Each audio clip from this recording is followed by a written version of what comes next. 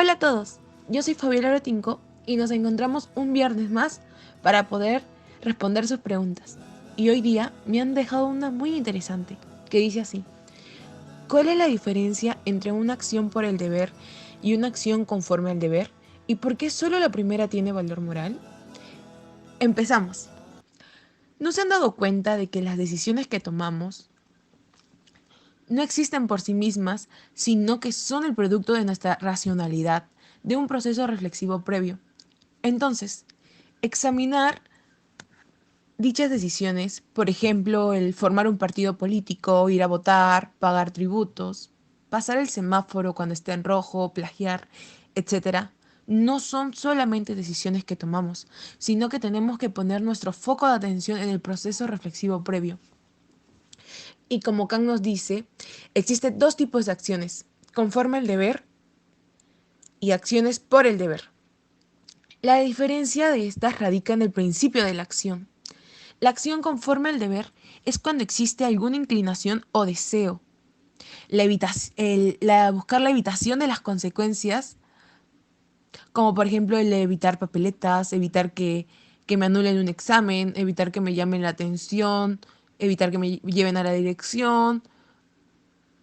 Y igual que una inclinación puede ser si le ayudo, luego puedo conseguir algo a cambio. La acción conforme a la ley, al deber, no son acciones con contenido moral. Por otro lado, tenemos la acción por el deber. Es respecto a la ley moral. Es necesario que la máxima sea universalizable. Aquí sí tenemos una acción con contenido moral. Para esto vamos a dar ejemplos. El ejemplo número 1 de acción conforme al deber es: Alberto Fujimori realizó campañas en las iglesias evangélicas de Arequipa. Pero ¿cuál era su objetivo? Su objetivo era ganar popularidad, no por formar una democracia o un partido que integrara sus demandas, sino con un objetivo de ganar sus votos y así su partido sea más popular. Y el ejemplo número 2 de acción por el deber dice así: un día una niña estaba en el colegio y otra niña puso su pie de casualidad y ocasionó que se cayera. La mamá de la niña herida quiere que la niña que puso su pie pague yendo a la cárcel. Entonces, pensamos en la máxima: todo aquel que de casualidad ponga su pie y haga caer a un compañero tiene que ir a la cárcel. Y la respuesta y a la conclusión que llega la mamá es no, porque si no, todos los niños que corrieran, que estén corriendo en su salón, estén corriendo en el recreo y de casualidad hagan caer a sus compañeritos, estarían en la cárcel. Y eso no es correcto. Ahora veremos un último ejemplo, pero mostraremos los dos tipos de accionar: accionar conforme al deber y accionar por el deber, pero con una misma situación.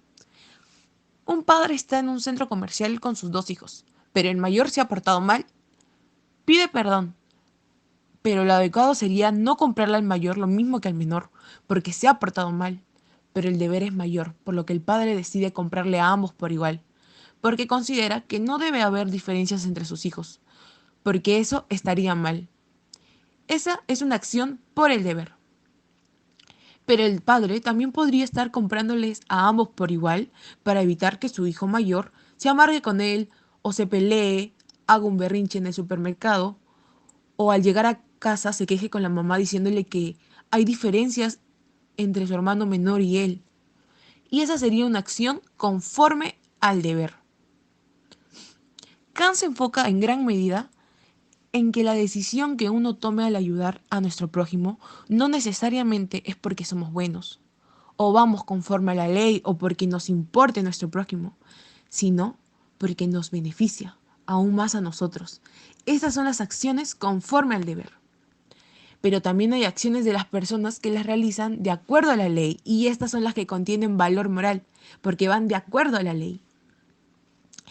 Kant también nos muestra que no siempre aquellas personas a las cuales Kant considera que sí realizaron una buena voluntad, fueron de acuerdo a la ley, personas que pensaron en esa máxima universal para tomar dicha decisión, no necesariamente estas personas, su decisión los lleve a la felicidad. Un ejemplo que se dio en el salón es cuando un soldado va a la guerra y sigue todas las indicaciones que le asignaron para que su país venza. No necesariamente al llegar a casa, al acabar la guerra, después de haber matado a muchas personas, viva feliz el resto de la vida que le queda.